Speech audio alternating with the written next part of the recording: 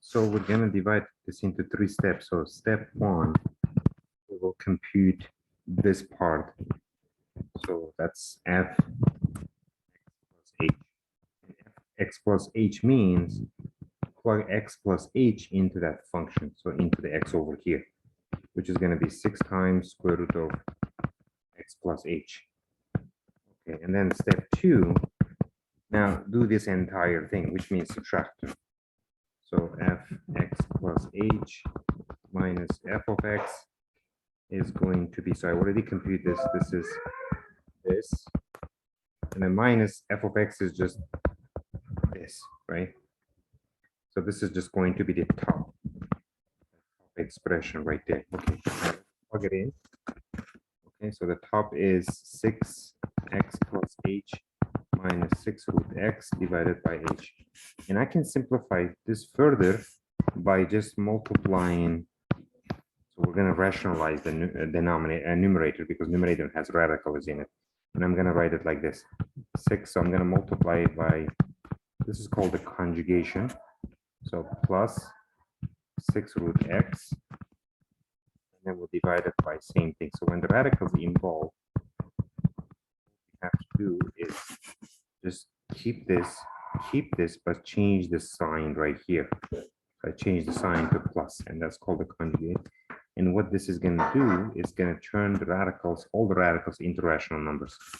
Okay, so when I do that, this is just going to equal to this. Now we can FOIL the top. So this times that is 36 times x plus h. In the middle, two will cancel each other. I mean, you can just do it and check that that's always the case when you multiply by the conjugation. So all you need to do is multiply the first one and the last one, because the middle ones are going to cancel each other. And when you multiply the last one, that's just going to be negative 36 times x, because square root of x times square root of x is just x. So this will be that over h times this.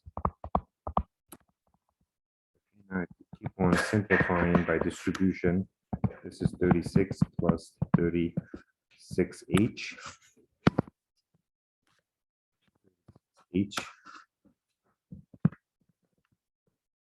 Minus 36x over h times this. And this is just the bottom one. Now they cancel, so this cancels that, and then I get 36h over h times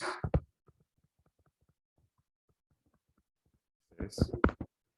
H cancels each other. And I can also simplify the 6 actually. So if I just factor 6, so pull out the 6, so then this will be x plus h radical x. So you can also simplify this. So we have 6 here left, right? So then overall, let me just write my final answer over here.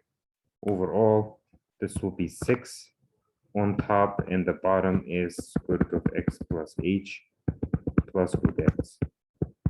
That will be my simplified answer, because we write this thing and then we simplify our answer, you know, using certain techniques of algebra. That's what I did here. I used the conjugation because radical was involved.